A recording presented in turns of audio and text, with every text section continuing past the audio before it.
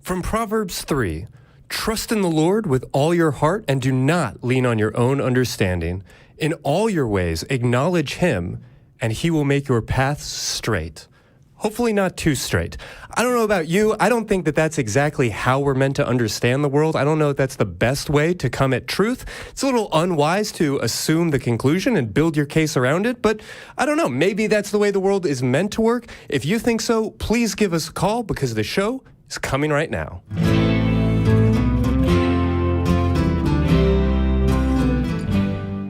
Okay, today is June 25th, 2023. I am your host, Christy Powell, and joining me today is Jimmy Jr.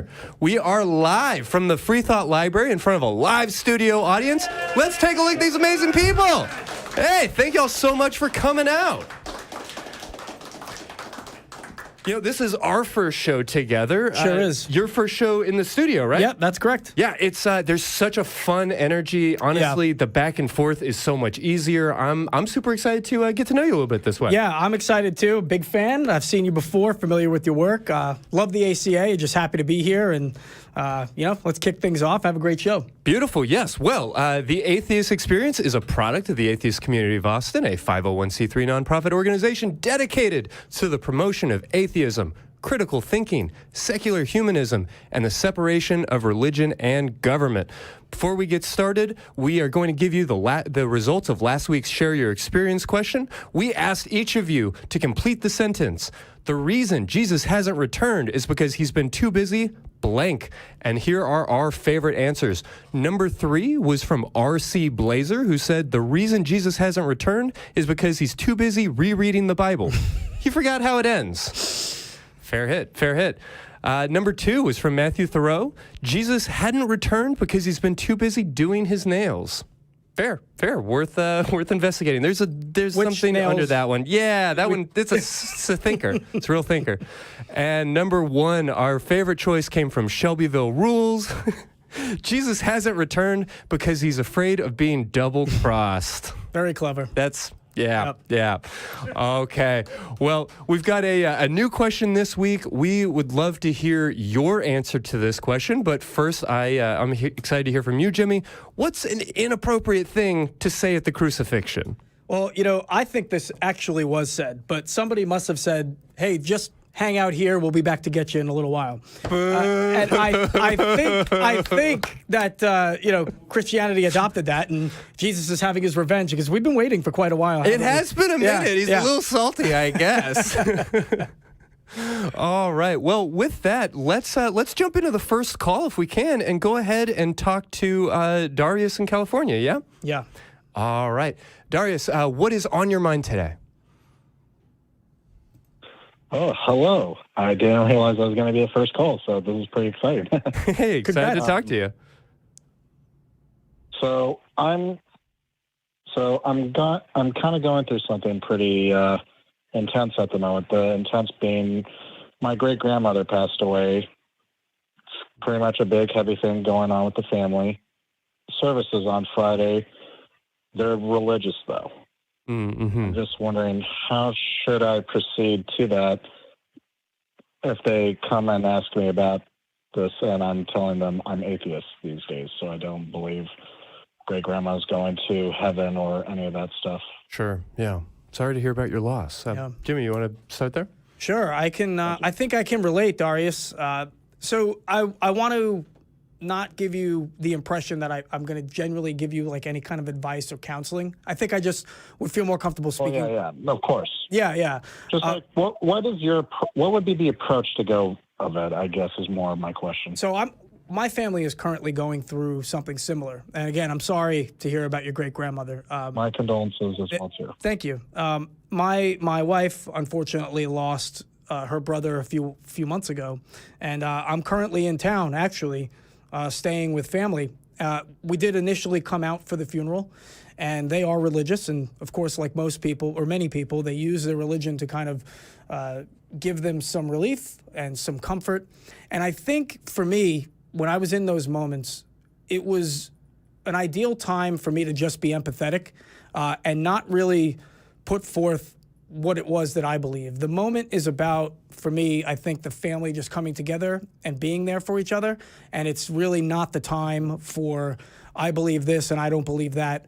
I think just being a shoulder to cry on or an ear to listen to and give them their moment to kind of get through what they have to get through is more important than ideological differences. There's another time and another place for that. And I try to remember that. So I hope that that is helpful. Yeah, I definitely think it's fair to say that you don't need to use this as like your mission field. Like you don't need to recruit anybody at the funeral. But I also want to acknowledge that it might be very uncomfortable for you to be in sort of a religious space or to be talking about some of these religious ideals. What is the kind of weight for you when some of these topics come up? How triggering, how upsetting is that for your own nervous system, Darius? Darius. Excuse me. Yeah, no, that's fine. I guess if anything, it's just this whole notion that now that since I've become atheist, a lot of these ideas seem to be just like, no, this isn't what's going to happen with her. She's not going to see a beautiful paradise. If anything, she's nothing.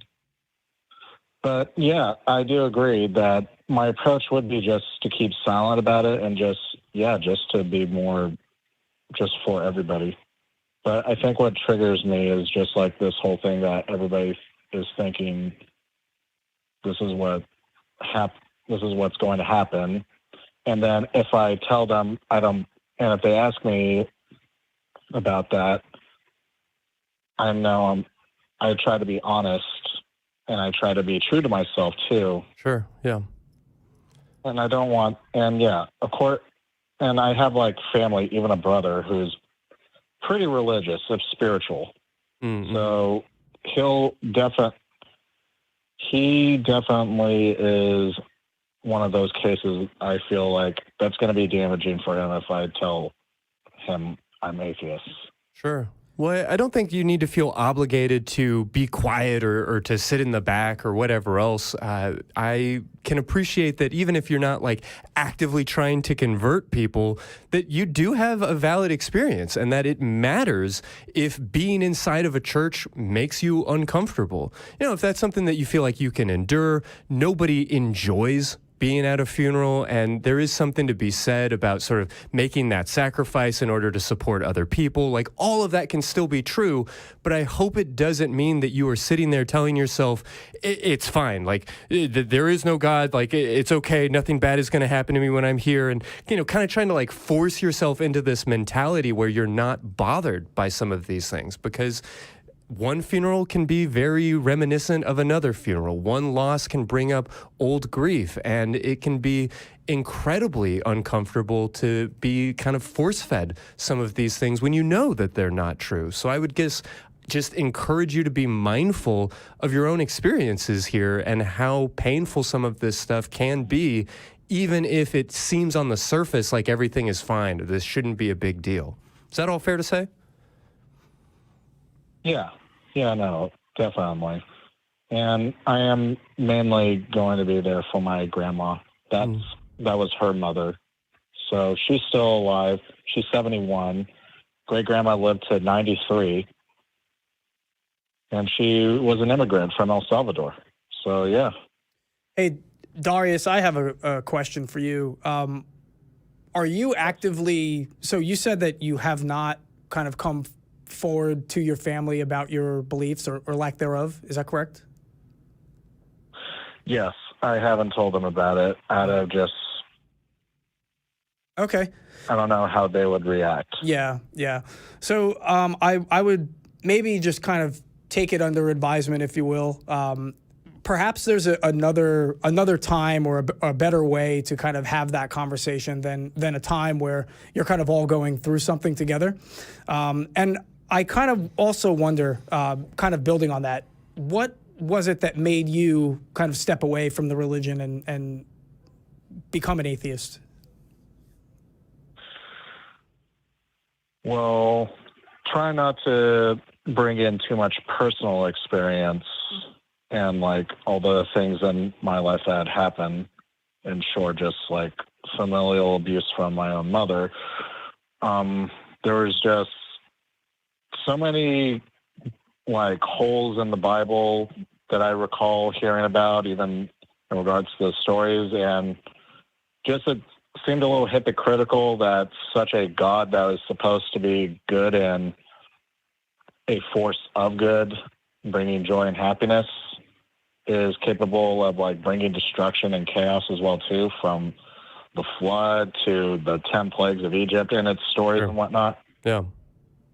Yeah, I'd like to ask that question whenever I get to talk to somebody who was formerly a theist and became an atheist. I think it's kind of important for people like you who are willing to have discussions about this to maybe put your ideas out there and talk about what made you change your mind. So I appreciate you sharing that, and I hope that what Christy and I had to say was a little bit helpful. Sure. And I'm really sorry for what you're going through. Definitely. Yeah. And thank you very much for your condolences, everybody. Hey, take good care of yourself and your family. I'm sure that this is not an easy time. I'm glad that you're able to kind of ask some of these questions, and just know that nothing that you do has to be perfect, has to be done right, especially while people are mourning, when emotions are high. We're all just doing our best to do our best. And so we definitely wish you well, and thanks so much for calling. Thank you, guys. This is really cool. And maybe next time I'll try to join one of the topics that you guys are talking about. Please do. Hope to hear from you. You take care. Thank you so much. Okay. Well, I want to make sure to let people know about the the amazing Bat Cruise we are finally ready to announce. We are excited to tell people about. Our annual cruise is going to be Saturday, August 26th. Join the Atheist community of Austin for a fun summer evening on the water, conversations with like-minded free thinkers, folks like Forrest Valkai, J. Mike, myself, other hosts of the Atheist Experience, Talk Heathen, and the nonprofits will be on board to mingle and chat throughout this 2-hour cruise on Lady Bird Lake.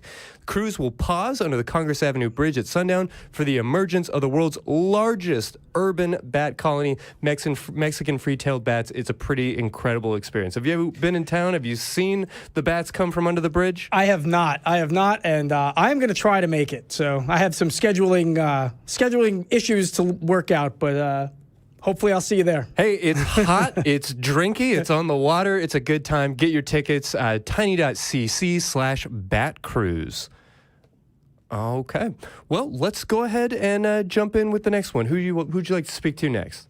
I think I would like to take number 2. Number 2? Yeah, that looks good. Let's do it. Speaking to Arthur in New York. Arthur, what's on your mind today? Hello, Christy and Jimmy. Christy, wonderful to talk to you finally. I've been a big fan of yours and secular sexuality. Hope to see that coming back. Yeah, thank you so much. Appreciate that. Hopefully that's okay for me to mention. I didn't know who that was at. And Jimmy, congratulations on your new position at the ACA. Oh, thanks. It's great to be part of the team. Yeah, cool. Right. Arthur, you're talking to a Arthur, you're talking to a fellow New Yorker. So I'm not going to go easy on you. Here, really? Where from? Upstate? Well, let's save that conversation for another time. Cool. We'll save it for a drink, okay? Sure. So what's up? Anyway, Christy said my question is this, and I don't know if you saw on the call screen. But my question is, how can, in a world with religious extremists, can theists and agnostics and atheists and religious extremists ever come to a position where they can co-harmonize and cohabitate together peaceably? And if not, what steps need to be taken to get to that place? Do we need to eliminate religion altogether? Yeah, that's certainly a big question. Where would you like to start? How do you chip away at something like that? Well, I think the outlier there. No. Yeah, Arthur, I think the outlier there is the fact that you mentioned religious extremism. That's a little bit different element than talking about theists and non-theists cohabitating and getting, respecting each other's beliefs and opinions and things like that. I think the extremists kind of doesn't just encompass people who are religious, but, they can come from all walks of life. And so that, I think, is kind of a different topic. The extremists are kind of, Right. if you will, maybe I don't want to say enemy, the adversary to theists and non-theists alike. I mean, they affect us all negatively. And so that I think would take a kind of a different effort than it would for theists and non-theists or atheists to be able to cohabitate and to talk to each other. I think, a lot of it has to do with education systems. I think it has to do with, the level of government and what's it called? Religion being able to influence government, or the separation of church and state, if you will. I don't know that it's an easy fix. It just takes these conversations that we're having to continue.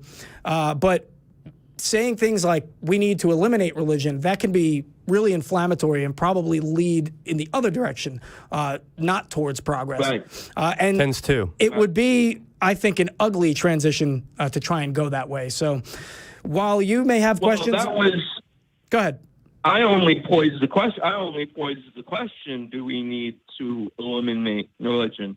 As some have. They posited the question. See, I am religious myself. I wouldn't like my religious beliefs to be taken. I wouldn't like someone to come in and take my holy books from me and say, no, you can't believe that anymore. Just like I wouldn't say to my atheist friends, I'm sorry, or agnostic friends, I'm sorry, you can't have your belief anymore. You can't have, or your lack of belief anymore. I'm sorry, I'm going to take that. You have to believe my beliefs. Yeah, no, I hear all of that. And, I think the last thing I want to do is give you the impression that we should all just sort of like give up, or this is as good as it's going to get. I mean, Jimmy and I wouldn't be here doing this. We wouldn't be volunteering and having these conversations if we thought that we should just leave things where they are. But if the question is like, how can we create a society in which religious and non-religious people can coexist in harmony? I'm not going to act as if we currently have harmony. I'm not going to act as if what we're currently living out is the goal. But I will say, I think we can take a moment and find some gratitude for the fact that we can fit almost 8 billion people on this spinning rock and not nuclear holocaust one another. Like, maybe that's a low bar, but I really believe that if we take a moment and recognize what we have done as a species to be able to have such a diversity of thought and to find ways to coexist, yes, we still have a habit of genociding each other. We should still be making some meaningful changes as a species, absolutely. And I don't want to be overly cosmic about it, but the truth is, we're going to be asking this exact same question 50 years from now and 100 years from now and 200 years from now, assuming, we are all existing as a species and something hasn't gotten catastrophically wrong, because even if things continue to, quote, get better, even if religious extremism is causing less of a problem 50 years from now as it is now, there will still be a diversity of thought among humans, and that's going to mean conflict. And we are always going to be trying to take that conflict, that sort of warlike, tribal, violence that we have always experienced as a species, is always going to be here on some level. And I think there's reason to believe that we are trending in the right direction, that we are, as a species, in general, seeing less war death, seeing less, religious persecution and violence and terrorism based on a lot of these ideals. And I think that we can expect things to continue to get better. So in answer to your question, how do we create that society? That's obviously very, very big, but we do a lot of what we've been doing in terms of community organizing, in terms of nonviolent communication and working together as a species. I don't know if that's all like too cosmic and woo-woo and, it'll come someday.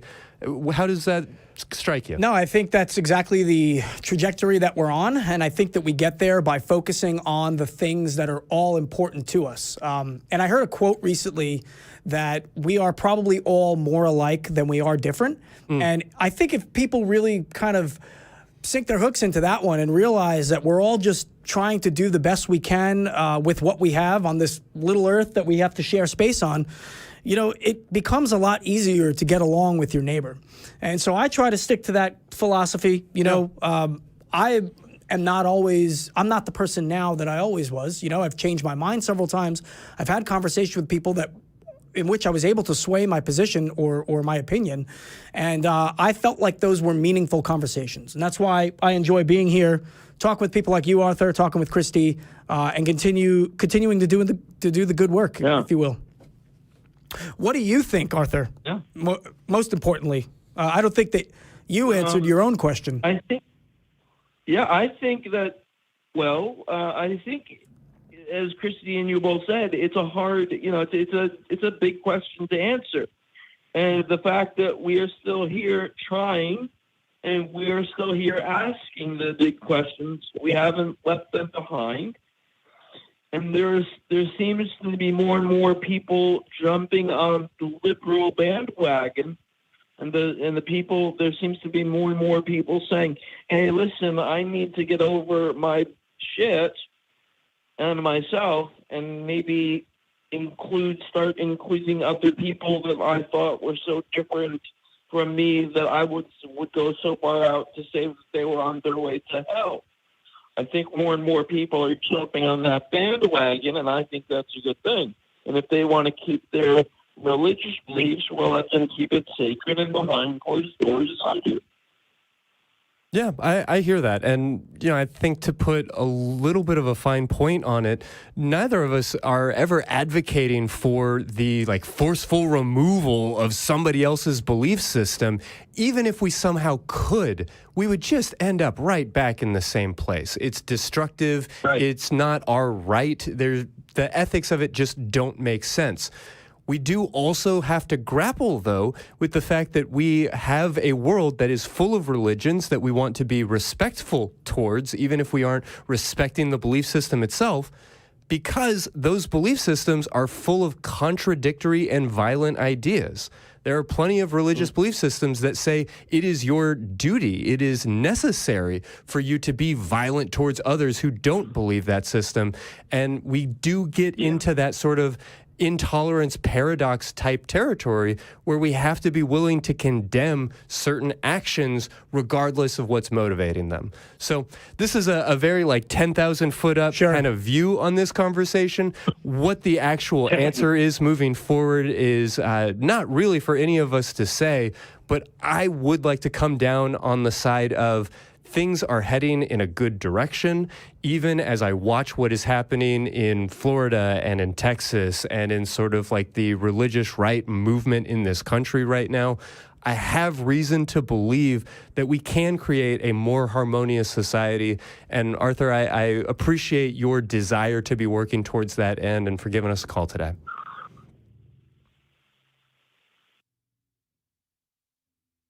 Hello? Yeah, we're still here, but thank you so much for calling. I think we're wrapping it up and saying goodbye. Yeah, have a good one. Hey, Take care, thank you Arthur. so much. Appreciate that. Okay, well, quickly, I want to remind people that if they like what we do, if they want to help support us in working towards that more harmonious society, there are a number of different ways that you can support the atheist community of Austin. One is to become a member for as little as 99 cents a month by clicking the join button below this video on YouTube. This gives you access to special chat emojis. You can also send a super chat with a question or a comment, which we will read during the show. So please, whatever you want to say to us, if you don't have the guts to give us a call or don't want to have the full conversation, just throw it right at us. We'd love to see your super chats. I'm also going to quickly mention that we have a channel that shows all of the ACA shows in a podcast form at tiny.cc/AEN podcast. There you can listen to the Atheist Experience, Talk Heathen, Truth Wanted, the Nonprofits, and others all on one channel. All right. with that, how'd you feel about talking to JR in Washington? I feel great about it. Cool. Let's jump right in. JR, what do you got for us today? Well, my question is kind of multifaceted. Sure. And so when you talk about before the prophets, how they used to experience private revelation, which then in the past led to public revelation, and then the impact of that public revelation on the society in which the prophets lived. So my question is, what do you think if someone were experiencing that type of private revelation that led to public revelation? What do you think would be the impact on society, and what do you think it would take for people to believe that something greater than the material world existed? Yeah, that's an interesting question. I mean, we're definitely approaching that from a narrative that says that God selected a certain number of people. He called them prophets, or he gave them the gift of prophecy, or whatever framework we want to use there. He then gave them a revelation, and they came up on the mountainside and told people about it. And why can't we go back to that model? Is that a little bit what you're getting at, JR? Well, not why can't we go back to that? What if God is pushing us towards that model?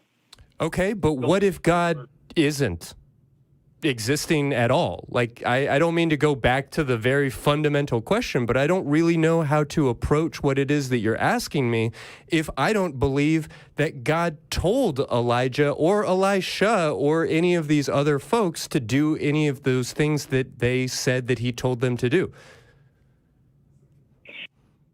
Good point. Now, then let's take what I'm experiencing right now, which is it's called locution, and I've been through many different paths, talked to many different priests, went to graduate school over the subject, spent many years studying theology, many years studying these things, and I experience locution on a daily basis. Mm-hmm. And that's my claim. Yeah. No, I hear that, and I'm not looking to tear that claim down. I definitely want to get into this conversation with you, but I'll acknowledge that I have made similar claims, and not from a fraudulent huckster kind of framework. There have been days in my life, there were long seasons in my life where I also believed that God had laid thoughts on my heart and that it was my obligation to go out and share them with people. I have received direct personal revelation from God and prayed over the people in front of me and told them what God had to say to them, and at no point was I lying. That doesn't mean I was right or accurate or that anything I said was true, but it also doesn't mean I was lying. So if we can acknowledge those frameworks and those possibilities, I'd love to let you continue. No, absolutely. I believe that when you were doing your thing, you had your experiences. So when that was happening to you, were you having direct communication with God, and was he answering back? As per my understanding of what God was and is and how he communicates, yeah, that was very much my belief system. I had these feelings, these thoughts in my head. They very much appeared to come from a source. I now have a much better understanding of consciousness, and I recognize they did come from a source. That source just wasn't magic or metaphysical or, Jehovah God. Yeah, JR, which God is it that you feel you're communicating with? It's Yahweh, the triune God. Okay. So what would you say to people who get visits from Vishnu? Well, I believe that God is the God of many gods, capital G, little g. Okay. And if you go to Psalm 82, it talks about God, the Elohim, being in the council of the Elohim. I understand that. So I believe in all the other gods as well. Okay. So I think that the way I was framing that is, how can you tell the difference between, somebody getting a visit from a certain God and you getting a visit from your God, and then people who are kind of just making it up. I think there's really no way to test it. And so to answer your question on how this would affect public life, I think there would be, kind of a spectrum of how people would respond to that.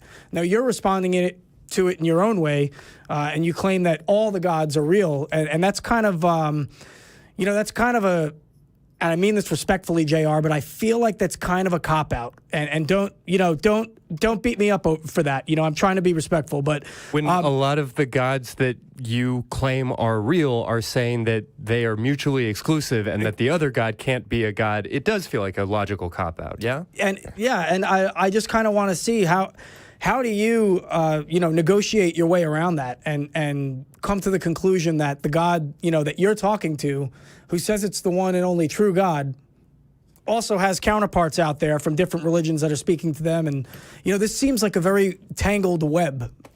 And so I just wanted to see what your comments are on that. Well, it is it's very complex, and it's been going on for over 4 years now that I experience not only visual confirmation of God, but also the locution that I experience. God writes on my forehead as well the letters of the words in which I speak and which I hear from Him. So that's my experience. And if we're talking about how God, Yahweh, is the uncreated creator, He created the heavens and the earth and all the other gods. If we go back through the creation story, He created both the spiritual and the physical realms. And so as what happened at the Tower of Babel is that God turned us over to the rebelling small letter G of His counsel, He still reigns supreme over everything, is what He tells me. And the rest of the gods of the nations are demons. So that's my understanding and I'm not trying to be a cop-out, and I do appreciate your respectful approach to this, because I'm not trying to do anything but understand kind of the road He's sending me on today, having me call you. I was going to say, yeah, so the question, if we really boil it down, is something along the lines of, God speaks to me, how do I tell people that and have them take me seriously or listen to what God says through me? Is that kind of ultimately what we're getting to here? Well, I don't talk to people about I've only talked to very few people. I'm not preaching. I'm not out trying to convert people. But you want to reveal what has been revealed to you. I want Him to reveal Himself and then follow in the steps that He's training me to do. So does that make sense? So I'm basically here today to talk about the possibility of God giving the world a sign. And that's why He put me on the phone here today. I can't help but feel like the all-powerful, all-knowing God would not need for you to call a bunch of atheists on the internet to answer that question. I agree. And maybe that's a cop-out on our end, but it just seems like a very overly convoluted delivery system. If God is going to speak to you and then ask you to speak to others, I don't necessarily know how qualified we are to advise you on the subject. I will say that your message is going to be much better received if you can evidence it with things from the natural world in a way that is logically sound and consistent. We so often gloss over that part when we say, oh, but look at how beautiful the trees are. Clearly they came from God. We need a little bit more than that. We need something that's going to be consistent and measurable and that works within our understanding of how the world operates and what we can demonstrate to be true.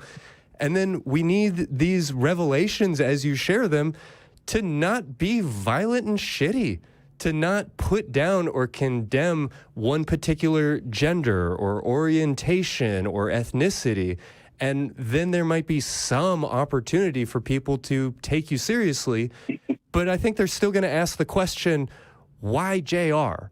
Why is God speaking to you and now you're talking to me when this all-powerful God doesn't need a parlor trick to prove to us that He's real or to demonstrate His existence? Yeah? Well, I understand where you're going there with that. And, I do believe God works in very mysterious ways. And the way that he's worked with me has been basically, instead of going like the role of the saint, I'm going the role of the sinner. And I'm learning through the opposites. So that's kind of my journey and where I'm coming from. And it's not, he's not planning to do a parlor trick or anything like that. I'm just relating to you the experience. This call today, was basically his idea. And so he works through me and he'll work through you and he'll get his purpose out on this.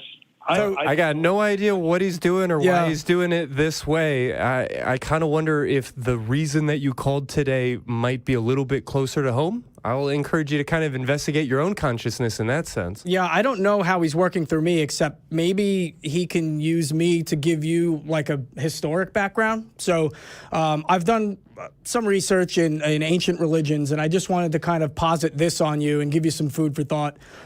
Abraham left the city of Ur, right? Ur of the Chaldees, and he and his father, they ventured up to a city called Haran, which is in northern Mesopotamia, a little bit north of where Damascus is. And then after that, they ventured down and they settled in the land of Canaan. And then they settled in the city of Hebron, which is where Hebrew comes from, right? But before, and this is from a collection of scholarly work, not my own work, but research that I've found. So Mesopotamia was a society that worshipped a plethora of gods, right? A sun god, a moon god. There was a disparity or an argument in that society between what the moon god was called. Was it Nama or was it Sin? Okay, Yahweh was one of those gods. Yahweh was one of those gods.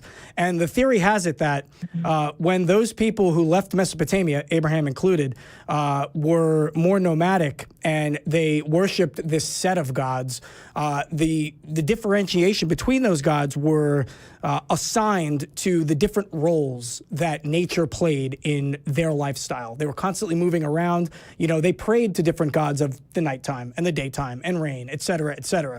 I'm not exactly sure where Yahweh fell into that.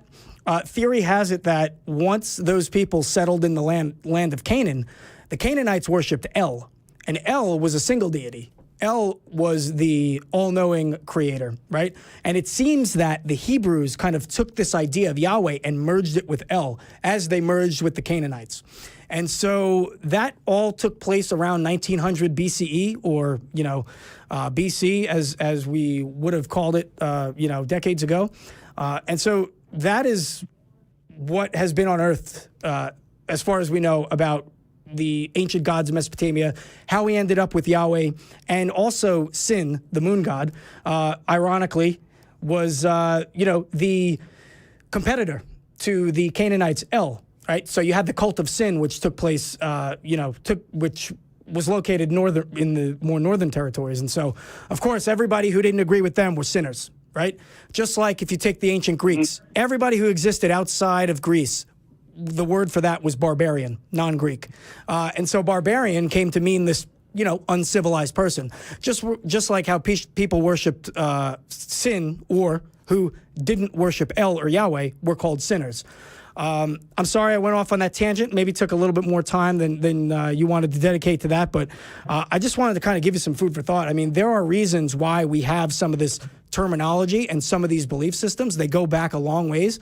And I would want to know, if God's talking to you, what's his counter to my claim that a lot of this stuff is just made up by people?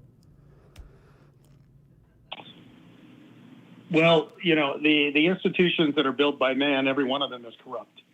So, I'm not here to actually justify what happened in the past. I only understand what I studied, and then what I'm getting directed to by God. And, I'm familiar with those stories. I understand a lot of the gods of the old world, especially in Mesopotamia, Samaria, the Assyrians, all of that had different gods, El morphing into Yahweh, Moloch and Astaroth and Semiramis and Tammuz and all of these other myths. I believe that there's truth and lies in all of them. So it's hard to go back and reconstruct the actual narratives of how all this happened. And that's the hard part about history is we're left with whoever won wrote the history. So, I thank you for being so thorough with that. I do know that. And, I'm on a journey here. I'm learning from God and learning about this. I used to be pretty much an atheist and threw everything away and didn't care about, and I'll be 57 this week. And for 50 of those years, I didn't believe in any of this. Mm-hmm. Couldn't care less. I was living my life doing I was a human resources executive making, 6 figures for the last, 20 years. You should donate to our show. Well, I appreciate, you guys give me a lot of thought exercises. Hey, JR, before you go, I just want to leave you with one thing, if I can. I want you, so you said that you were an atheist and now you're a believer.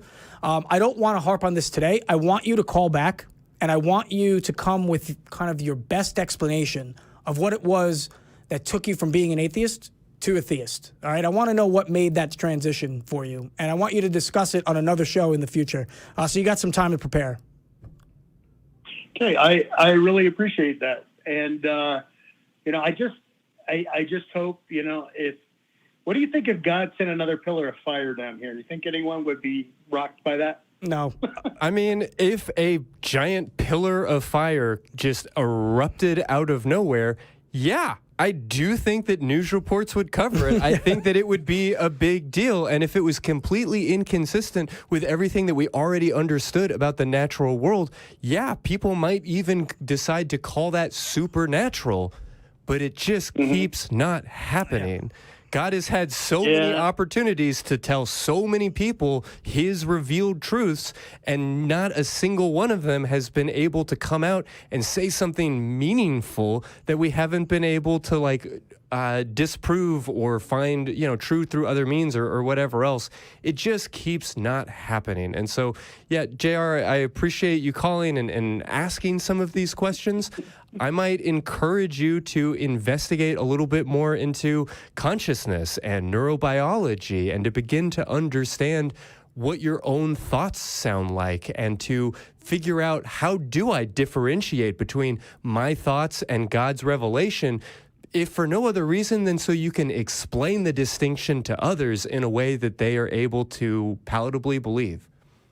So thank you so much for your thoughts. Great call, JR. No, I appreciate it.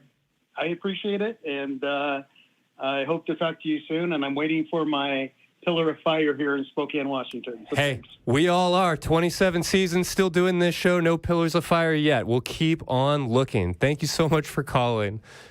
Okay, well, I'm going to let you choose our next call, but before you do, I want to let people know that this is the last week to get our limited edition t-shirt, the Question Your Beliefs Because Truth Has Nothing to Fear from Inquiry. You can get those at tiny.cc/merchaca. And, who would you like to talk to next? I think I want to talk to number 3 because he's been waiting a while, and I think he really wants to talk to us. Absolutely. Okay, so we've got Frank in North Carolina. What is on your mind today, North Frank? Carolina. Yeah, what can I do for you? Yes, hello. Mm-hmm. Well, I guess, I've called on a number of occasions and ended up just agreeing to disagree. But what really got me to call this week, how far is Austin from the town of Taylor, Texas? Oh, some 45 minutes? I don't know. You'd need to Google that, but can you tell me how it leads into this being the call where we don't just agree to disagree? I watch a lot of PBS, and there was a PBS News story about how the evangelicals in Taylor, Texas, were refusing to let the drag community participate in their Christmas parade, I think it was. And last night they had on TV, they had something about mama bears, about mothers who were Christian but still loved their LGBTQ children. Mm-hmm. And they had Jerry Falwell. The Word of God clearly says homosexuality is an abomination. And John Hagee, saying the same thing. And you talked about the religious conservatism that's cropping up in Texas and Florida, and just anyone who spews hate in the name of God has it fundamentally backwards. And it's just been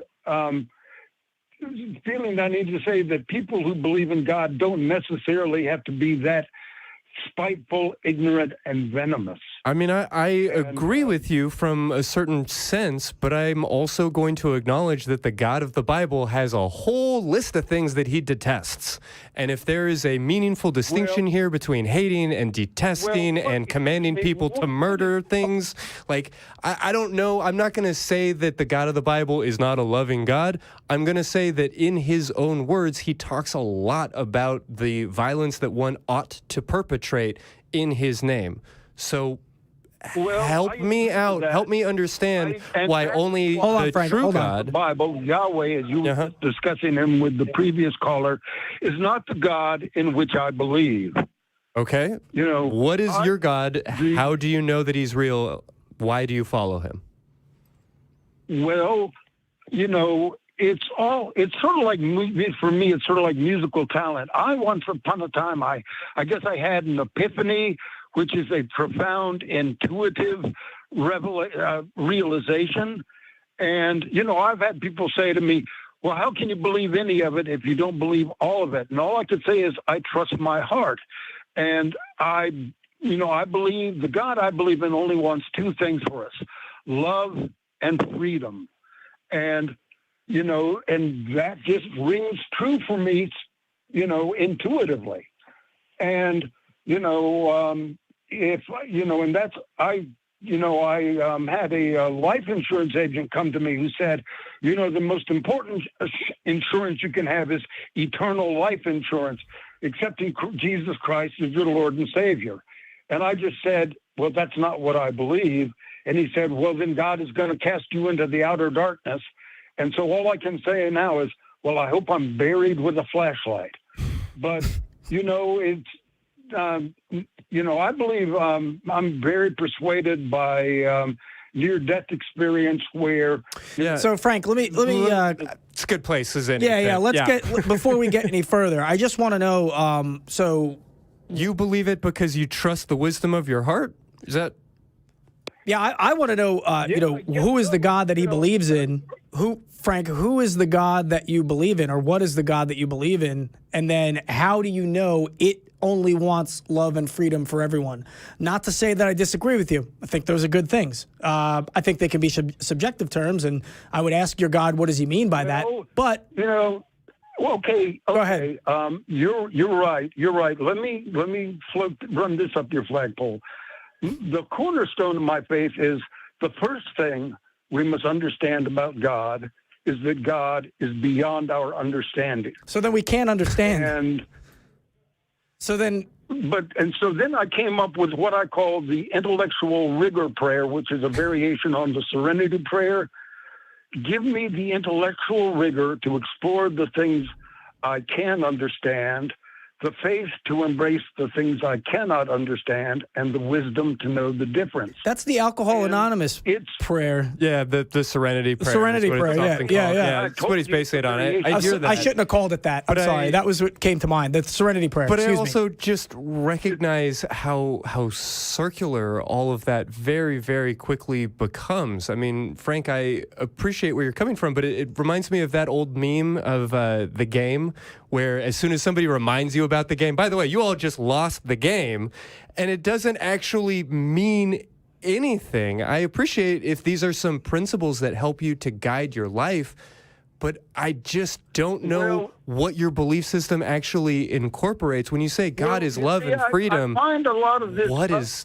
I find a lot of this that I agree with. I picked up a book happened to come across a book the other day by Paramahansa Yogananda, Man's Eternal Quest. And, he says that that God is beyond intellectual understanding, and that the Hindus have a concept of Brahman and Atman. Do you know that? Yep. Okay. Well, then of course I'm telling you something you already know. But I believe that, of course, Brahman is the God of the universe. Atman is that spark of God that abides in each and every one of us. And I believe in a principle I call radical universal divinity.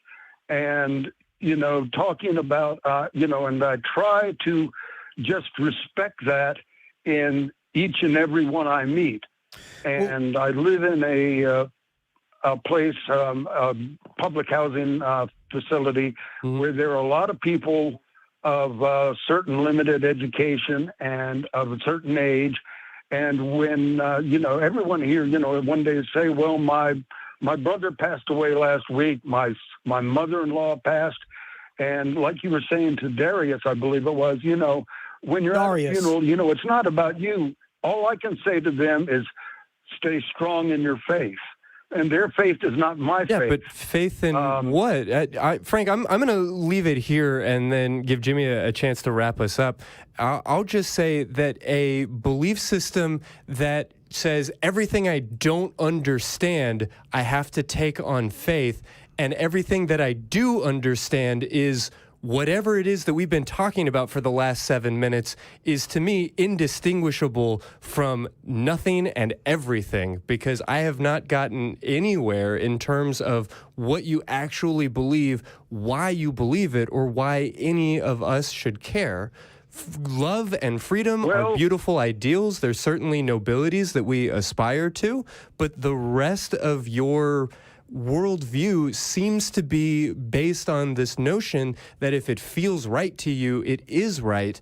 And I just want to suggest that perhaps a little bit more reason, a little bit more wisdom, a little bit more academic rigor can be applied to all of this. I'm gonna leave it there. Jimmy, you have anything else to say before we move on? Yeah, Frank, I think that you honestly have a lot to talk about, and it's great that you want to take on so many different subjects. But I think that you have kind of said a couple things that are in conflict with one another. And so if we can't understand God, hold on one second, Frank. If you say we can't understand God, it's beyond our understanding, but then you gave me certain characteristics about what God is, and it seems to kind of conflict with your understanding. Hold on, Frank. So what I want to do is give you an opportunity. I know you've been listening in, and so I told the last caller, why don't we refine our argument a little bit? Why don't you call in, right? We gave you 9 minutes, and we really haven't gotten to it where I think we expected to go, except to say that I think you have an opportunity here to really refine what it is that you're trying to convince us of or talk to us about. And so why don't we leave it there? Okay. You call us back. Will you give me a moment to say? I will give you 1 minute. The Gospel of Thomas, saying 70 or 50, describes God as the light that came into being as its own accord. And I believe that God is living light. It's what I believe. It's not what I can prove. And how anything could come into being of its own accord is nothing I can wrap my head around intellectually. And, the thing is, I use my intellect like a tank of gas. It'll get me across town and won't get me across country. And, that's why I say, have the wisdom to know the difference between what, I can understand and those things I can't, and to come to terms with those. That's the best I can do. And you've got to get on to other people or to conclude your show. So, I know as ever we'll only end up agreeing to disagree, but I won't say God bless. I'll just say may fortune favor you. Hey, best wishes to you, Frank. Take very good care of yourself. God is love and freedom and light, and or whatever that means. And Brahma. Brahma. Don't forget Brahma. Yeah, I hope that means that you can be loving and kind to the people around you, because that's ultimately what I believe truly matters. But yeah, okay. Well, let's talk to Chrstian in Michigan, if we can, who has some questions about the deconversion process, or maybe the coming out process. Chrstian, what's your story? Hi.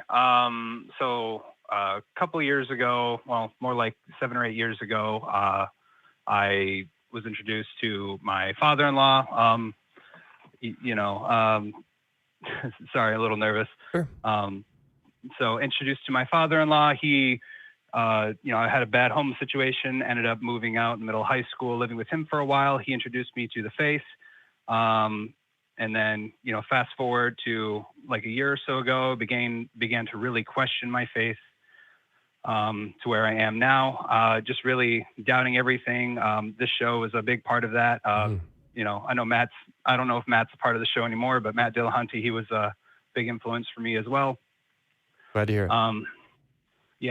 So it caused me to do a lot of questioning. And rather recently, I kind of came out to my family. I got married, and so I've got these kids, and was a married Catholic. And since having these questions coming critical, I kind of made a internal realization that I don't think I'm Christian. I don't think I can believe. I don't think I have solid reasons for believing these things.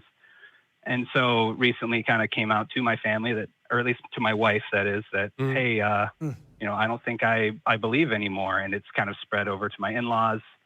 And it's just caused a bit of kind of strife there. I've got, 4 children with my wife. And it's just kind of a bit of, how do we go about raising them? I've made the decision to, try to keep the peace, let them, be raised with, Catholic teaching. And then when they come to an age where they're able to, understand, I'll try and teach them about the reason that I have now. I'm doing that a little bit now, but really, when they start asking these questions, really giving them the truth of the matter as they get older. I'm just, it's a tough situation because my wife isn't nearly as, I don't want to say intellectually strong, but she's not questioning things like the way I am. Sure. Yeah. And it's just, it's tough with things like that. And it's, my questioning has led me to test a whole lot. I've made, I guess you could say, a lot of like drastic changes in my life. I've changed my stance. Like recently became vegan, which was kind of a big thing. Changed my stance on transgender. Coming from a Catholic church, and abortion too. That's kind of a big one. I haven't really talked with anybody about that, but just trying to be more consistent in my view, and it's just been a challenge, especially with my father-in-law. He became something like a father figure for the longest time, and I still periodically engage with him intellectually about these things. But my mother-in-law, she's not as intellectually strong as he is. So oftentimes when we talk, they get kind of heated. Sure. I guess I'm trying to ask, do you guys have any sort of guidance for like, how do I navigate a situation like this? I want to be honest about what I believe and how I feel. But it can just be challenging of a topic to bring up, especially with my wife, because I love my wife. I want to continue to have a relationship with her, and to raise my kids. It's just it's tough, and I'm trying to figure out how I should. Yeah, and a lot of people like to say that atheism is just another religion, right? And I think that a situation like this is one of the best proofs of why that isn't true, because you are not in a two-faith marriage. You are in a marriage that has one person of faith and one atheist. And so when it comes to raising kids, you don't have to worry about, oh, well, they're hearing at church about X, Y, and Z, and so I need to teach them about 1, 2, 3. And you don't have that same type of conflict of needing to make sure you get, quote, equal time in order to share your beliefs.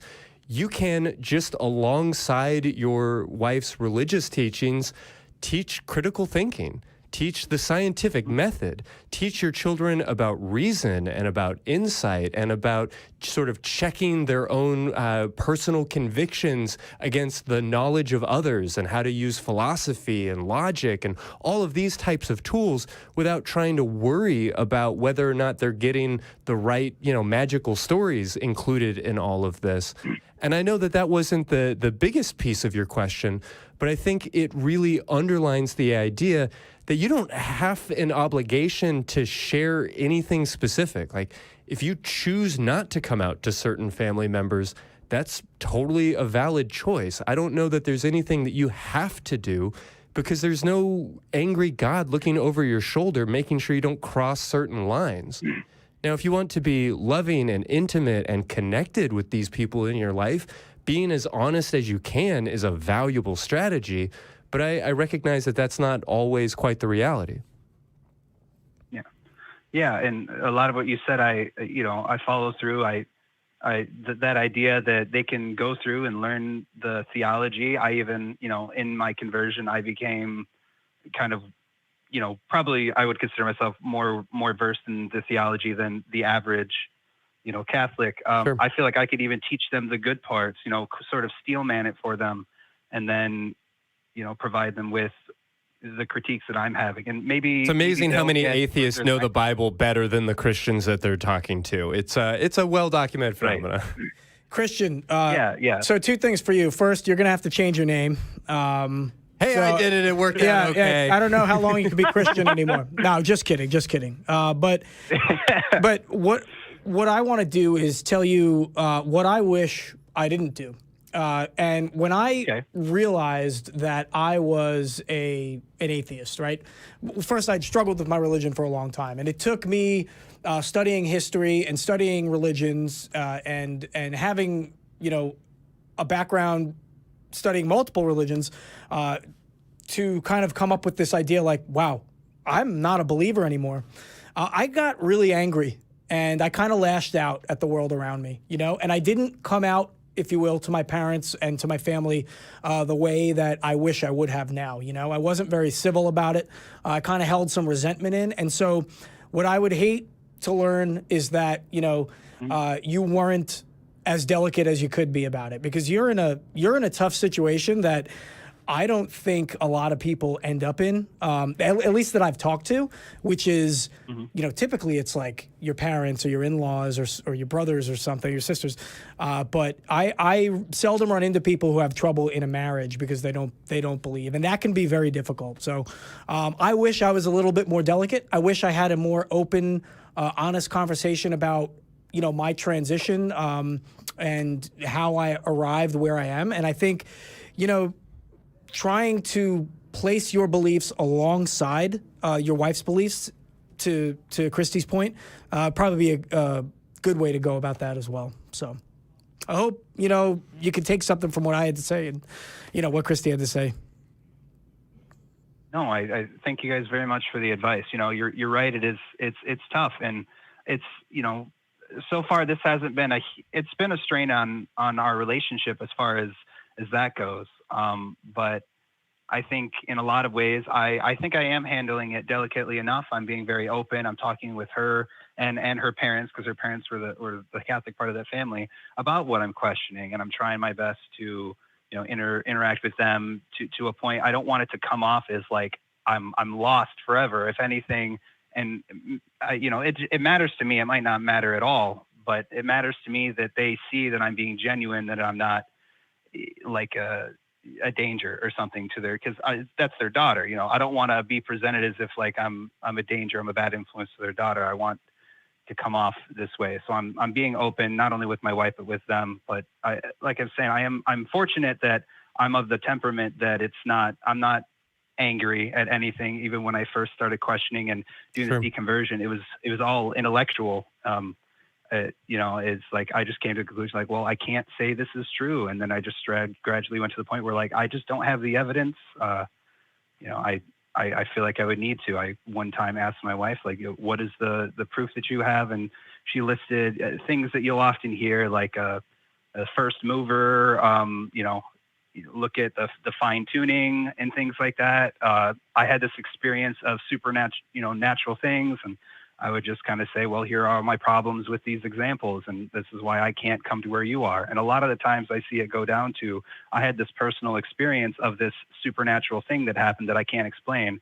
And I just tell them, well, I haven't, so I can't get to where you are. Because it sounds like that's how you get there. So if you didn't catch the beginning of the show, we had a similar conversation. You might maybe want to play back and listen to that and see if there's other, kind of helpful tidbits that we had. Sure. Okay. But Okay, I well, empathize thank you with very you. much. Yeah. Good luck to you. All right. Thank you guys very much. Hey, take care. Yeah, it definitely can become a very conflict-heavy situation when you're on an opposite side of the fence from family. And I think that the message that we so often send is a little bit go along to get along and some of these different things. And I guess I just want to kind of underline that there are sacrifices that get made when you do that. And that's okay. You are allowed to be kind and generous and even like sacrificial in these family relationships. But you need to keep an accounting of what it is that you're giving up and not just do so off of inertia and momentum because you can really harm yourself by kind of burying these parts of yourself. So Yeah, for sure. just kind of highlighting how religious trauma can operate very much in the shadows. How do you feel about talking to another Christian here in Georgia? I feel great about it. Let's do it. Christian, what's on your mind? I think I know this caller. How you doing? How you doing? Oh, do you? Oh, great. Actually, I'm sorry. I'm good. I'm getting to know you. I'm sorry. I got you mixed up. But go ahead. What's going on? Oh, yeah. Okay. I've only called in one other time, but Okay. I called in about 2-ish weeks ago. Talked to SR and Tom, and That was my a good question show. wasn't answered, unfortunately. It was a good show. Yeah. We had a fun conversation. It was quaint. My question for you two tonight is, in talking about the 4 Gospels in the New Testament. Sure. I'm a Christian, by the way, but in talking about the 4 Gospels, which I'm sure you don't believe are reliable, how did you come to that conclusion? What standard did you apply to the 4 Gospels that led you to that conclusion? Just tell me about it, I guess. I think this might be much more in your wheelhouse, but I can start by just in a very lazy way acknowledging they contradict each other. Yeah. So that already is kind of a big problem for me. They also describe things happening that have never happened before or since, which always makes me kind of go, huh, but did that really happen? There's certainly more that we could get into, but I want to get your take. Yeah, I remember studying the Gospels in college, and this was a big one for me to make me kind of give up on my Lutheran upbringing. But, I don't really have a whole lot more to add to that, except, they're all different from each other. As you go, Matthew, Mark, Luke, John. Is it Matthew, Mark, Luke, John? Yeah, Mark. Yeah. As you go in order, it gets a little bit more mystical, from start to finish. It's almost as if, they were placed there purposely to kind of gradually bring somebody into this idea of magical thinking. Starting off with the first one, which was a lot more traditional, going on through this spectrum of supernatural powers. So I would also. Well, I can. Oh, I'm sorry. Go ahead. No. Go ahead. We said our points. Go ahead. Yeah, in talking about the differences between the 4 Gospels, and we'll get back to my question soon. But in talking about the 4 Gospels, it's important to understand the author's intention. I think is something. The author is. I don't This is give God's a word. shit about somebody's intention. I just want to know what they wrote down. Like, whenever I submit a paper to a professor for grading, they're not particularly interested in what I think. They're interested in what I wrote, right? Well, as I was about to say, it's important because it has a big impact on what's written down. So that's why I'm mentioning it. In terms of Mark, what he was doing, he got his information from Peter, and it was a very matter-of-fact kind of, straightforward kind of approach. With Luke, he wanted to make a more orderly account of Mark's events and talking to other eyewitnesses. So that's why it's written the way it is written. But there were some things added, right? He's writing to a Hebrew audience, so he wrote in a different way. And, we can go down that path. I mean, you can tailor your question, speech patterns to the people that you're talking to, but you can't do the early morning show and say one thing and then in the afternoon show say something completely different, right? It needs to line up. It can't contradict itself. Not if it's inspired by God, not if it's true. Sure. I think what I've come to find is a lot of these apparent contradictions, a lot of them are kind of like, they're either things which are omitted in the text, and some people maybe they take them at face value, just say like, it's talking about something, it's on the completeness of one account, and there's no other context to it, and then the completeness of another account, and there's no other context to that, and they're just contradictory, when more often than not, I would argue probably all the time, situation where some details are focused on more, and not to say that other events didn't happen, like the women at the tomb or something, right?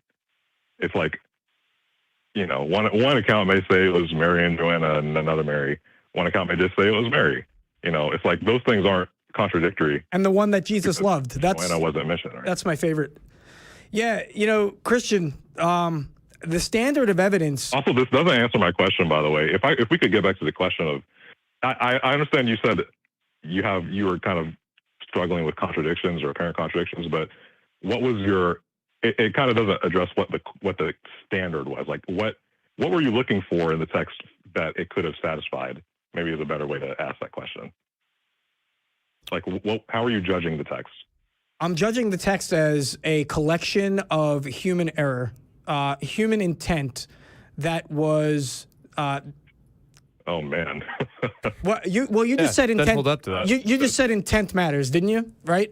And from my perspective, Sure. the intent of the people who assembled the Bible was not the intent that this quote unquote God has in the Bible. You know, the two don't line up. Right. I have to take you know, kind of an historical approach and looking at how Christianity has affected the world around it, and is it consistent with this message that we're all supposed to believe? Now, it's not. I mean, if you could tell me, you know, why throughout the Middle Ages cathedrals had dungeons with all the torture devices known to man, I would tell you, well, that's not consistent with what, you know, what is being proclaimed in the New Testament. But also, you know, we see time and time again this invention of gods being used to kind of order society, to order the uneducated masses to supporting these powerful elites.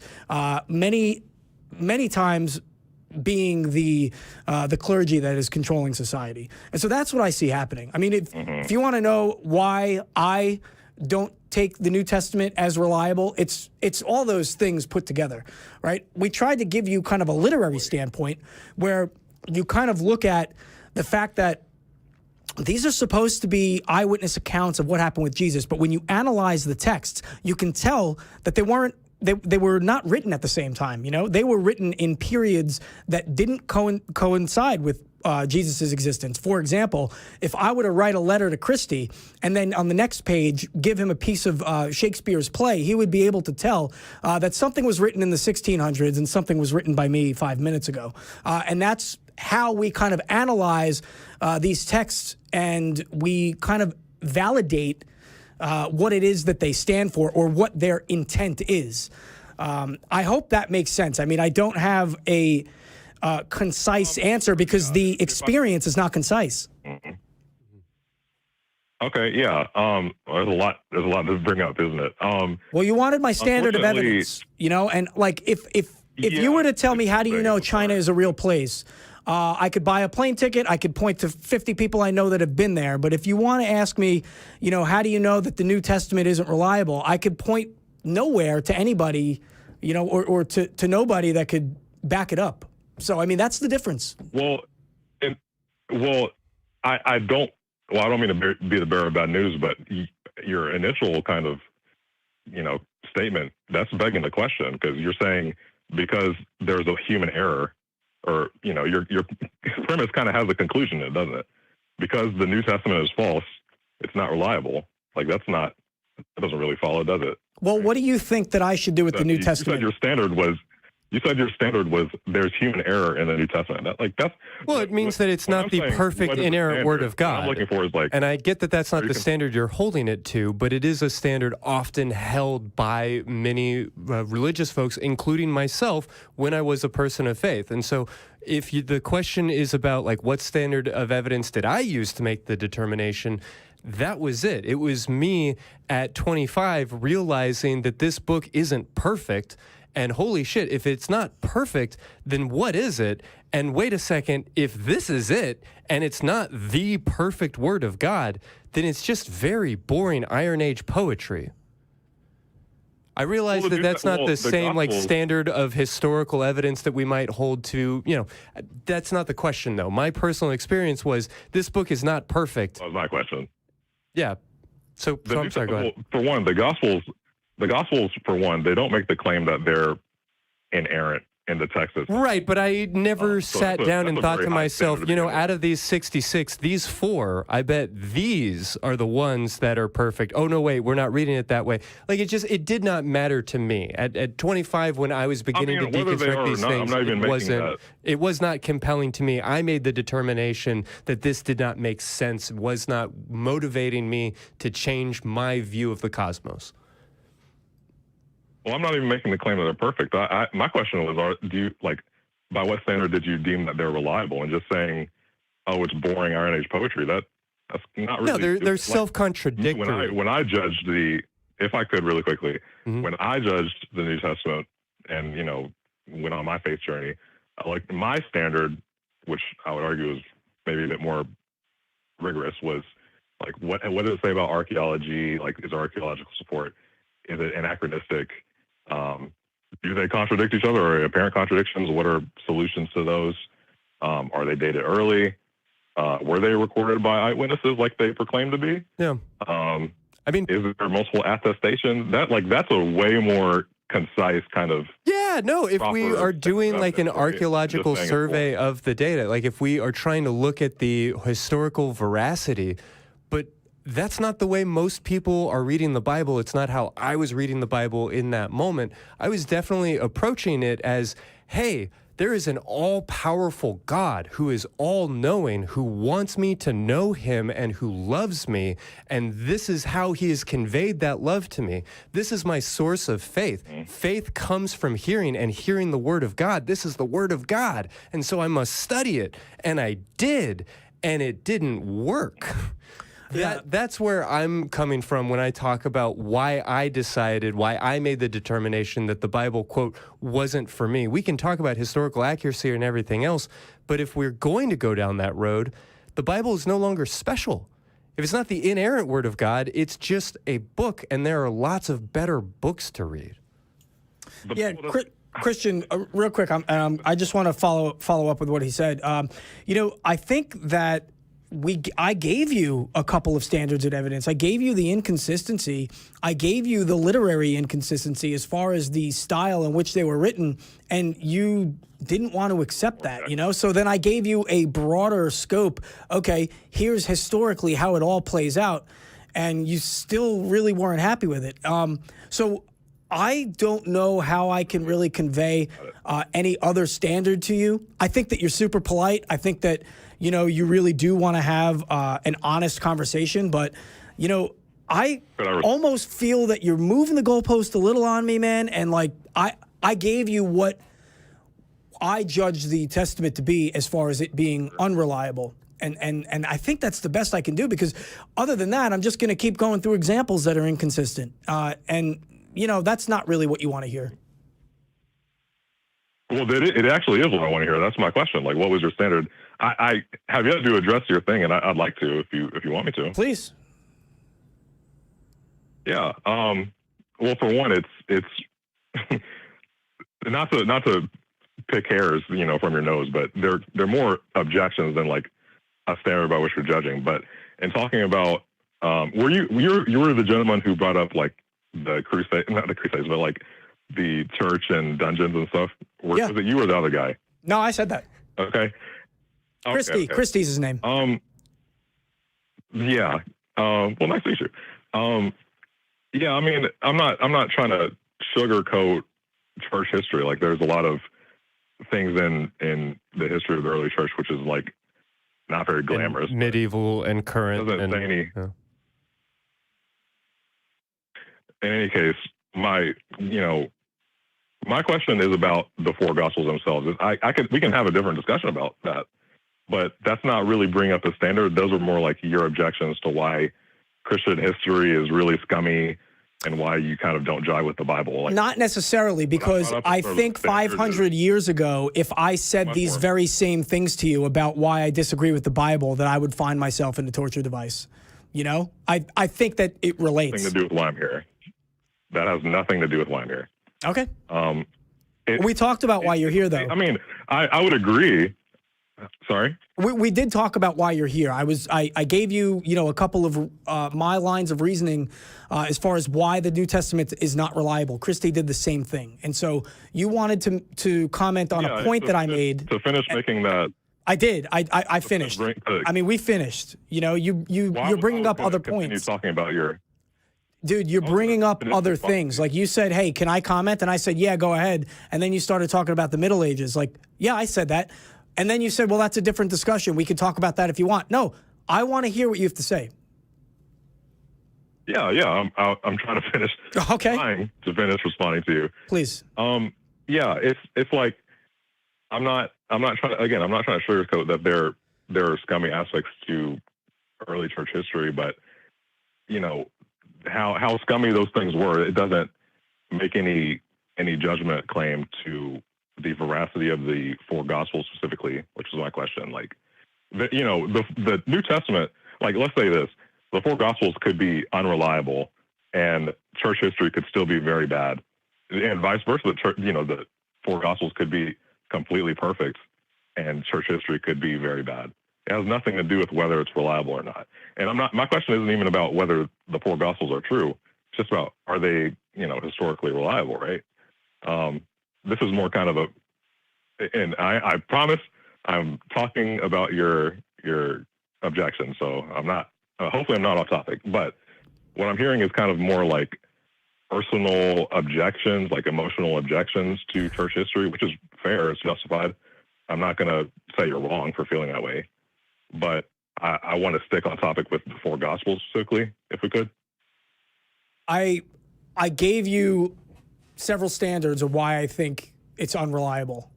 Christy gave you several standards of why we think it's unreliable. You said it's been unreliable because church history is messed up. I said it's the inconsistencies. We talked about the inconsistencies. We talked about the literary translation. We found. I did address that as well. I'm sorry? I thought I addressed that first, actually, and I can reiterate that.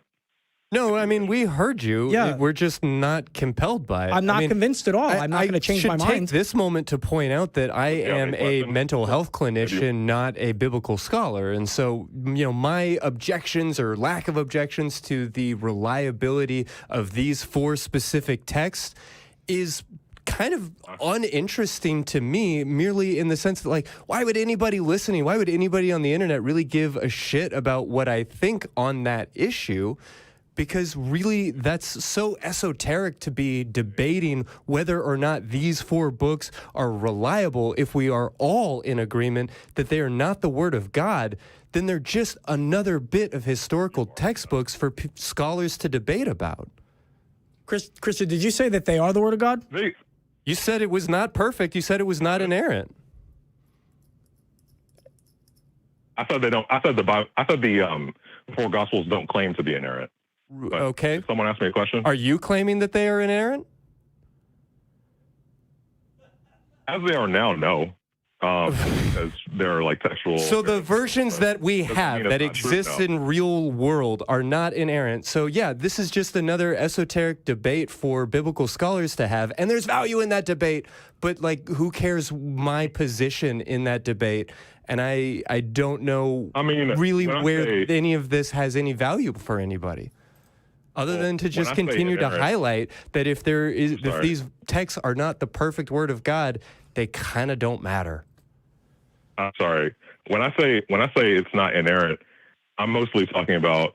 Well, I'm really kind of referring back to my talk with SR, right? With he's not here though, Like, if I could finish, please. And then we'll let you have the last word, and then we'll have that be the last word. Yeah, fair enough. I mostly talked about textual variants and like manuscripts like toward versus towards and will walk versus walked and stuff like that. Yeah. That means that it's not. It doesn't mean it's not true, because inerrant doesn't mean it's true, or inerrant doesn't mean it's false. It doesn't make claims about trueness. It just means, does it have, mistakes in terms of like spelling and things like that. And I think that's just an unreasonably high standard, guys. Like, yeah, it's an unreasonably high claim, friend. Perfect, or else it's not the word of God. It's like, it's kind of throwing the baby out with the bathwater. Like, wouldn't the word of a perfect God be perfect? And if he can't get his literature right, why should we worship him? That seems very incredulous. Whatever. Yeah, you know what? I'm not going to call anybody perfect and believe in their ability to give me eternal life, which is a pretty big fucking ask. Think about it like this. Well, no, let's think about it. Let's think about it like this. If the Bible had no spelling mistakes whatsoever in the last 2,000 years, what would people say? They'd say, oh, I don't know. It's obviously like a recent manufacture or something like that. You know what, Christian? No, it's natural. This was a good look. I appreciate your stance. I appreciate, you wanting to address every single point and not skim over everything. But we are not convinced. I'm not going to speak for Christy, but I gave you what was important to me, and that wasn't important to you. And so we have different standards. And on that note, I think that we need to wrap up the call. I do remember your call from a few weeks ago. I'm glad that you called back, and I think that you should keep calling back. Let's have some more conversations. I think this was good, in the end. Yeah, well, we are getting close to time, but I know we've got a number of theists still on the line. I know I've got at least one more call that I'd like to take, so I'm going to jump on with Ellis in Canada, and then I'll let you maybe pick the last one as we start to head out the door, yeah? Yes, sir. All right. Well, Ellis, we don't have just a ton of time, but I know you've been waiting. This feels like an important conversation for us to be having, so what can we help you with today? Yeah. Hi, Jimmy. Hi, Christy. Hey. Howdy. I'll give you a very brief backstory and then just simple one or two questions. So I had a conversation with somebody the other day about maybe the potential ramifications of pronouns and gender stereotypes and things like that. I was raised by a single parent, my mom, and I'm not saying that's the reason why I am the way I am, but I never really valued really traditional North American male thing, hunting, fishing, Sure. dressing a certain way, looking a certain way. And when I was younger, into my teenage years, when I started dating, this really led to me questioning my manliness or my attractiveness to women and things like that, and often felt inferior around other men. Still do to some degree, this feeling of less manly and things like that. And so, one could argue maybe it was a self-confidence thing, but on the other hand, I didn't value those things, and I didn't necessarily want to be more like, say, these other people. And so, to get to my question, I'm wondering if, if there's any value in a person choosing to not wish to identify using things like he, him, or things like that, or to not identify with social stereotypes. Is there value in doing that? Or maybe is it better to try and change those social stereotypes to be more inclusive and less exclusive? Does that make sense? Yeah, no, I definitely think that I follow, and I think it's important to separate out the usage of pronouns with gender stereotypes. I don't really want to give the same answer for both of those things, even if it kind of ends up being something of the same answer. I guess what I really mean to say is that a lot of these ideas are about functionality, about what is sort of convenient in a certain sense. And so, yeah, we should not be prescriptive about our gender.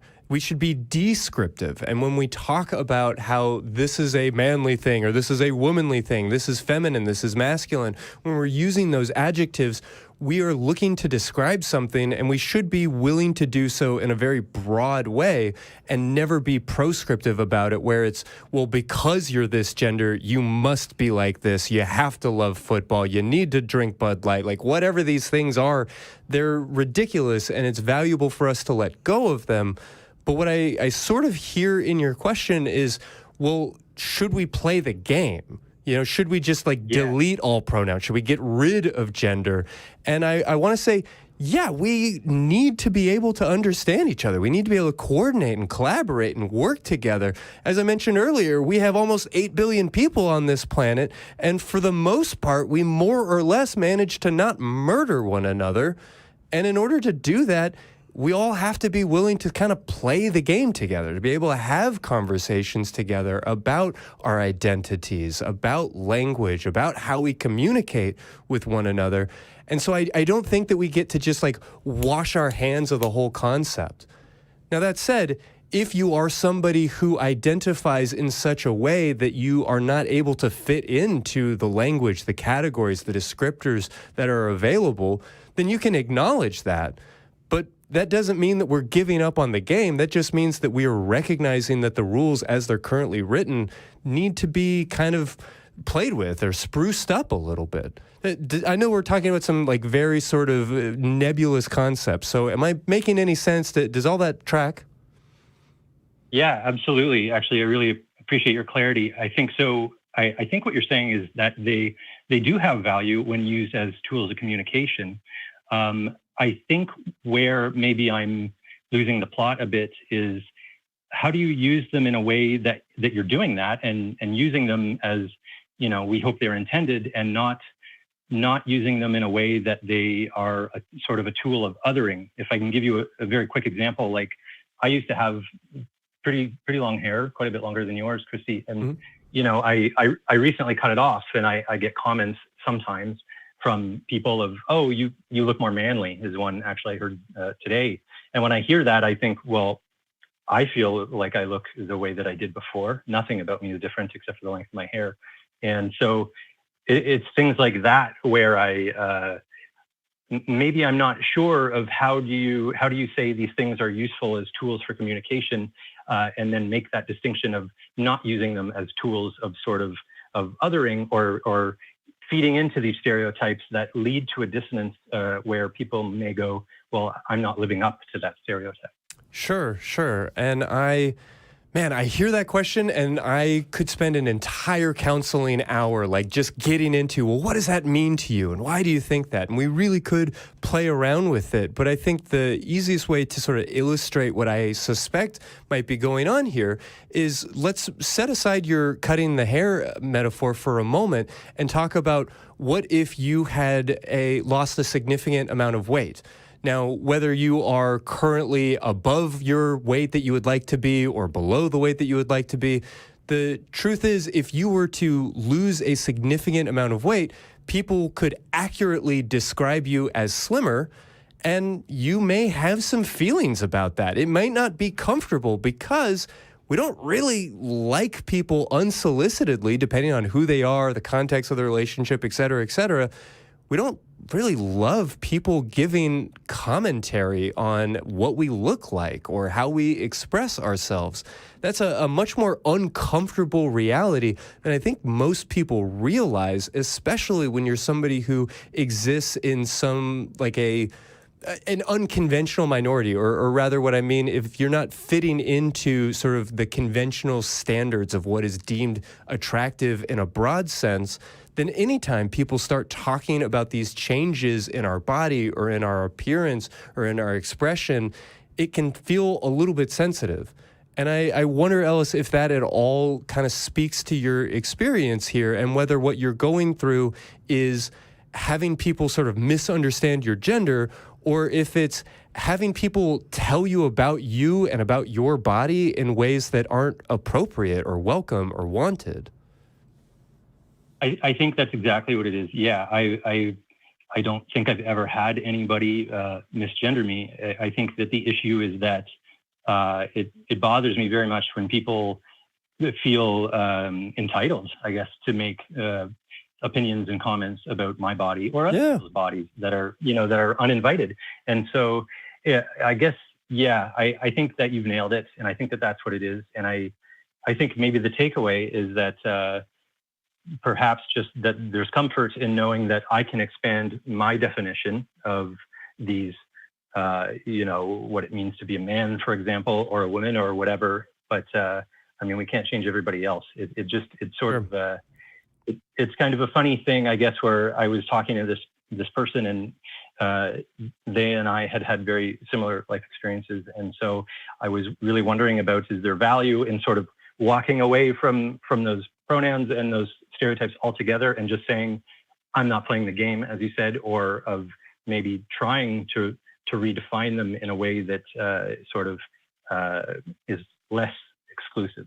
So. Yeah, I do think that there's value in us as a society softening a lot of this language, being less prescriptive. I mean, obviously, if we didn't have trans people dying constantly, if we weren't dealing with issues of protests against trans existence, then we wouldn't have to feel so tense and uptight about a lot of this. But, you know, to kind of tack onto your metaphor, your experience, Ellis, I recently went to a barber. I discussed sort of not my gender journey, but just like what I want to be doing with my expressiveness and how I want to express myself. And I said, I love my long, flowing, very feminine haircut, but today I would like to cut it in a way that is a little bit more masculine. And she knew what I meant. And we did that. And whether this is a masculine haircut or not, I think most people would say it is more masculine than the way that it was. And we can use language in that way to better understand one another. And also, when I came into the library today, I wasn't like anxious about it, but there was some part of me that was like, I wonder if a lot of people are going to want to talk about my hair. I hate talking about myself. I'm so self-conscious about that kind of thing. And that's super valid too, right? So when we try and tell people, well, because you're a man, you ought to look like Bear Grylls or whatever the fuck, that's not helping anybody. But I don't think that refusing to participate in conversations around femininity and masculinity and these things really serves us as a culture. So I hope that puts a bit of a button on it. I know it's a very nebulous thing to be discussing. No, it absolutely does, and I agree. And I think that you've helped clarify the things that I was, the thoughts that were going through my head. And I think moving forward, I'm just going to try to not even necessarily push back, but try to be a voice for what I feel is a more inclusive sort of set of standards when it comes to these things, and not really worry about if somebody else has a more sort of closed-minded definition. So I really appreciate the conversation and the feedback and everything. And thank you very much for your time. Ellis, may I just drop something on you, if you don't mind? Please. Yeah, so I don't really have much to add to Christy, so I kind of want to just take a different approach, if I may. So I think in these kind of conversations, choosing your battles might be wise in some situations. I agree. I don't feel that there is really any value in differentiating, I don't feel that there's any harm in differentiating, from the traditional standards. However, when to have those conversations, I don't think that you should be planting your flag on every single situation. That, might not be, for lack of a better term, safe in some scenarios. Just recognizing your environment, understanding what the possibilities are and kind of having the conversations. Maybe you're not around like-minded individuals. And so that's just a little bit of food for thought, something that I would maybe take into account. Also, I think it's also important to really defend some of the gender roles as well. So while it's good that we are in these nascent stages of redefining who we are, remember that these are ways that we communicate, and a lot of people see other gender roles as weaker. And I work in an industry that is male dominant, and I find myself a lot more often than I would have anticipated before going into it, having to say things like, so what, I don't mind having a female leader, or I don't, mind having a female boss. I've had to correct that a few times. As a matter of fact, I had somebody contact me who, my wife and their wife knew each other, and he worked in the same industry, and he contacted me and he said, wives, they don't know anything. And I kind of had to say, you know what? I wouldn't want to be in my wife's shoes for a number of circumstances, and I kind of shut him down on that part. So completely different, I think, approach than where Christy went. I don't disagree with the conversation that you guys had. I just have some additional points to add. So I hope that you can take something from that as well. Yeah, absolutely. And I think a best approach is a sort of a hybrid. I mean, to add very brief context, that comment that I received today about my hair came from an 80-year-old Christian friend of my mother. And so I just sort of went, oh, all right, yeah, thanks. And just sort of whatever. I mean, I'm not going to push back against that. It was an afternoon. We ran into this person whatever. Right? Yeah. Who cares? Seems like there's some messaging that goes along with that when it's coming from a particular place. I hear that.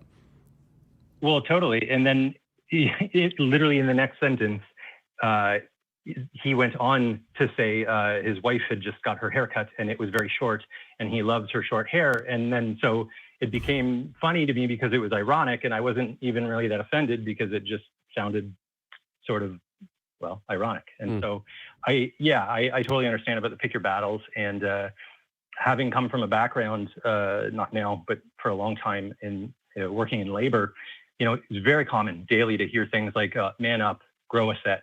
Sure. If you didn't want to do something, I definitely understand, working in those environments and when it can be beneficial to push back, but then, other times, again, it might not be. So I really appreciate both your perspectives. So thank you very much. Nice talking to you. Absolutely. Thanks so much for giving us a call. You as well. Thank you. Bye-bye. All right. Well, we're getting a little bit long, but let's jump in with one more. Where would you like to go first? Yeah, so we're going to talk to Felix today. Felix from Georgia. And we're going to make this quick, but I think that Felix is going to build upon the conversation I had with him last time. Hello. Yes, absolutely. How you doing, guys? Sorry, I'm the last one. So I want to get away from the esoteric aspect and look at the real world aspects of religion as a whole. I'm at the point where it's not literally true, probably. I'm not sure. But religion is not the problem. Human corruption is the problem. If you take away religion, the world would still have the same problems. I believe it's a positive ally. I just want to list like 3 examples of 3 positive elements. Mainstream religion, such as Catholicism, reduces anxiety and stress and depression. It provides people with... I'm going to need a citation on that one, friend. Yeah, provides people with identity and terror management, and gives people existential meaning and hope. And so my last point, and I'll give you a citation. Therefore, religion is actually a humanist psychological tool that betters humanity. So isn't it better to reform it instead of get rid of it? And the citation would be Stephen Asma in his book, Why We Need Religion. He makes the case for this. Yeah, I'm not familiar with that author or that literature, but I can definitely say that the statistics that I'm aware of don't bear that out by any means. Maybe as a religious trauma therapist, I might be reading from one particular set of information, and I'll recognize that, but I certainly don't know that it's fair to make the claim that religion leads to a reduction in anxiety or a number of the other things that you pointed out. All of that is kind of tertiary, though, to the question of, is it fucking true? And I cannot say that it is. Again, 27 seasons, and we've yet to see proof that it is. I don't know that that's not necessarily where we're trying to go with this phone call, but it's worth pointing out that religion could be, quote unquote, good for you. And if it's a lie, I'm still not convinced that I want it. How does that land for you, Jimmy? Yeah, Felix, it's good to talk to you again. I'm glad you called back. So we're kind of on the same conversation that we were on a few weeks ago when you and I and Ben spoke. The religion is not necessary for any of the good, right, that can be done without it, right? I agree. There might very well be the same kinds of problems that we have without religion. But it's not necessary to do the good things that we can do without it. And this idea that it reduces anxiety, I take a lot of issue with that because the amount of crime, the amount of human rights violations that have been done in the name of religion would refute that automatically. I agree that it gives hope to people, but this idea that it is a cause for good has been refuted over and over and over again. The spread of AIDS in Africa, the targeting of children in cathedrals, I don't even know where to stop, if I were to list them all day. So I don't think it's reasonable for humanity. It's not reasonable to assume that religion is a good thing and that we necessarily need it. I get the same benefits doing, jujitsu or having campfires with my friends or volunteering at a homeless shelter, all things that I do. And I get that social aspect. I get that contribution to society. I get all of those things, and I don't need to go to church for it. And so I would just use that as my counter to your claims. Calling it humanist is a very big stretch, my friend. That felt like a reach. Yeah. Like I'm not trying to make fun of you or anything, but it's kind of the opposite, Felix. So, what do you have to say to that? Yeah, those nasty things do happen in the name of religion, and so I'm not discrediting that at all. I say it's true. You're right. What I want to say is those things also happen without religion. So humanity is the problem, not religion. And right, but humans kind of suck. One of the ways that they suck is when they crusade and jihad one another, among others. Like the notion that religion isn't the problem, humans are. Well, okay, so your religion is perfect by itself. Let's keep it away from all the humans who keep corrupting it. What is your religion good for when it just exists on the shelf, independent of humanity? Religion provides people comfort that they cannot get from rational thought. Yeah, that is very true. Morphine also can provide comfort independent of rational thought, but we have to be very, very mindful in how we use it. And so often, as we've seen in the opioid epidemic in this country, we use it in ways that are incredibly destructive. And I think that that's the thing to focus on here. Can religion benefit somebody's life? Yes. Again, there are a whole lot of us, and some of us have had our lives become better because of religion. Does that mean that religion is universally good or even generally good? I think that we have more than 2,000 years of human history to kind of bear that question out, and it doesn't look great. Human history doesn't look great either. So, yeah. Well, it's got too much religion in it. Maybe we'll try an experiment of 2,000 years without religion and see how humans do. Give it a try. Good things and horrible things happen with or without religion, Felix. I mean, that's the conclusion we're at. I mean, I agree with that conclusion. Well, why isn't God fixing that? That's a good question. Right, it's a good question because we can't get an answer to it. I mean, every question about God is a good question because you're never going to get the answer. Yeah, so we won't get an answer. Maybe we'll never get the answer. But it's part of the religion is part of the process because it's just there. It's not going to go away because it's a fundamental part of who we are. We evolved to become religion, so it helped us survive. No, Felix, I disagree. It's not a fundamental part of who I am. Actually, my rejection of religion is a fundamental part of who I am. And when religion was in control, I love this old adage. There's a reason it was called the Dark Ages, right? When religion was in control, I mean, it held us back big time. And it wasn't until we kind of started seeing schisms in the church and people kind of going away from the church losing its ability to torture and kill people when scientific revolutions and artistic revolutions started taking place.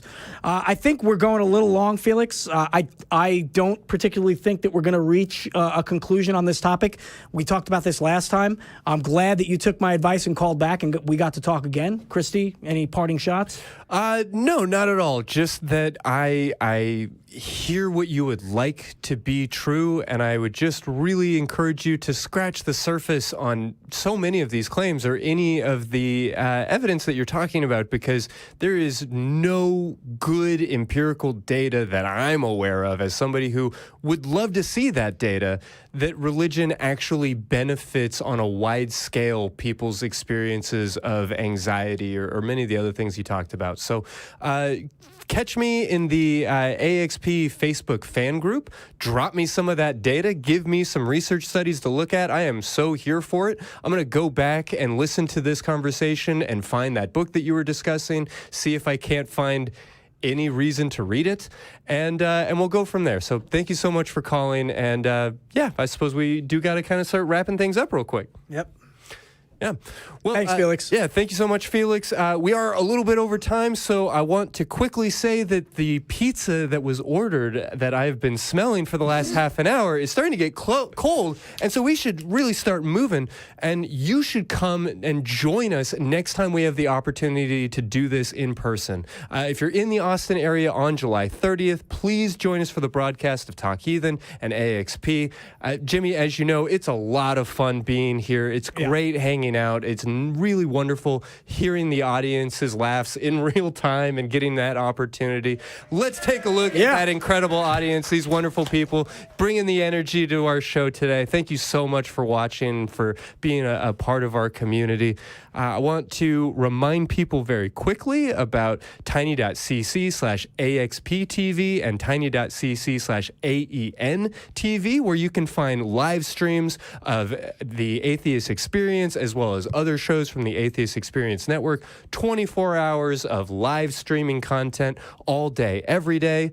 And then, of course, the question of the week. Remember, the prompt for this week is, what's an inappropriate thing to say at the crucifixion? Make sure to enter your answer into the comment section on this video. Tune in next week where we'll be announcing our top 3 answers. And, yeah, any final thoughts or codas that you want to put on any of the great conversations we've had today? I just think that I really appreciate a lot of the callers. I mean, all the callers. We had some great conversations. At times where it felt like we weren't going to, maybe have the best of conversation. It turned out all right. So do call back, and thanks for your contributions. Yeah, absolutely. Well, I guess I will just say to everybody watching, thanks so much for being a part of this show, for being a part of our community. And, for old time's sake, I'd just like to encourage everybody to give themselves a big ol' orgasm. Or, better yet, give somebody else one. What will it take for you to start opening your eyes, to stop questioning the bullshit everyone around you buys? You think it's any of your business what goes on between my thighs? I wonder when we'll be rid of your lies.